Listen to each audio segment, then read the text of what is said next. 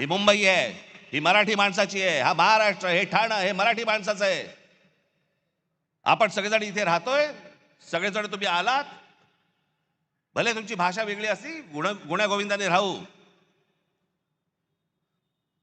पण आमच्या घरी यायचं कपाट दुरुस्तीला आणि बायकोकडे नजर टाकायची, चालणार नाही.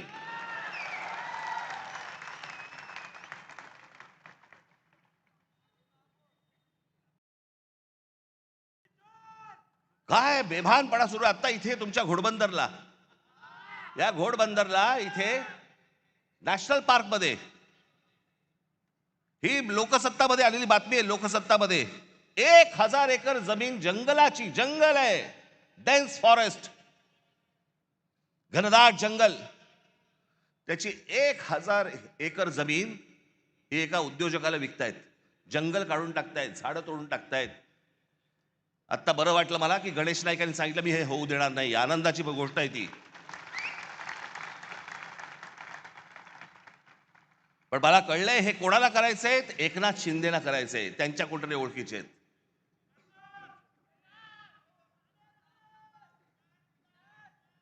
जी दिसेल ती जमीन हे वरून उद्योगपती पाठवणार,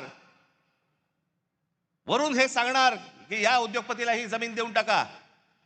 आमचं ताडोबाचं जंगल आज इतके तिकडे सगळं इतकं मोठं जंगल, तिकडे आमचे चांगले वाघ बेग सगळे सगळे वन्य प्राणी फिरतायत. त्या ताडोबाची जमीन खाणींना देऊन टाकली. कोणतरी एक वरून उद्योगपती आला, इथे खाली त्यांना सांगितलं सह्या करून द्या, विषय संपला. एन्व्हायरमेंट वर गेलं तेल लावत. ताडोबाची जमीन तिकडची एक खाणीला देऊन टाकली, इकडची जंगलाची जमीन देऊन टाकली, इकडे बंदर देऊन टाकलं, इथे तुमचं विमानतळ देऊन टाकलं, इथे तुमची आता ते काय डम्पिंग ग्राउंड देऊन टाकलं. ती जिथे गौतम अडाणी बघेल ही जमीन मला पाहिजे, घेऊन जा.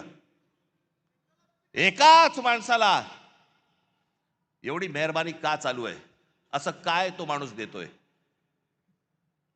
त्याचं कारण ह्यांचा जो आज ते विळखा आखतायत ना, जो मुंबई, ठाणा, कल्याण, डोंबिवली ही सगळी शहरं ही सगळी गुजरातला मिळवायची. खास करून मुंबईवरती लक्ष आहे. पण ठाणा, कल्याण, डोंबिवली, पालघर, बिलघर ह्या सगळ्या गोष्टी ह्यांच्या हातात आल्याशिवाय यांना मुंबईला हात घालता येणार नाही, कारण भौगोलिक दृष्ट्या जमत नाहीये. म्हणून हे सगळे प्लान सुरू आहेत. त्याच्यासाठी ह्या सगळ्या गोष्टी सुरू आहेत. आपण या गोष्टींचा नीट विचार केला पाहिजे. ही निवडणूक कशासाठीची निवडणूक आहे ती? ठाणे शहरामध्ये अनेक प्रश्न आहेत. जसे असे लोक बदा येत आहेत, बाहेरून येत आहेत, या आमच्या शहराची लोकसंख्या वाढते, तसे प्रश्नही गहन होत आहेत. काल परवाकडे मी इथे ठाण्यामध्ये फिरताना मला इतकं वाईट वाटलं.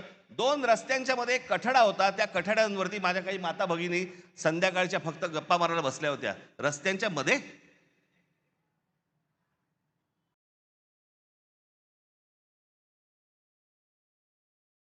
जे आम्हीच तुम्हाला सांगतोय, सुखसोयी तर उत्तम देऊच या ठाण्यामध्ये. पण तुम्ही असाल, तुम्ही टिकलात तर, तुम्हाला या ठाण्यात ठेवलं तर, उद्या भविष्य काळात असं नको व्हायला की उद्या ठाण्याचे सगळे प्रश्न कोण सोडवते? गुजरात सरकार. कारण महाराष्ट्रापासून वेगळे झाले. अनेक जण मला म्हणतात की नाही नाही ते दरवेळेला तुम्ही घाबरवता, असं असं होणार. मी म्हटलं मी दरवेळेला तेव्हापासून नाही बोलत आहे, मला आता कळतंय उंबरठ्यावरती संकट येऊन उभं आहे.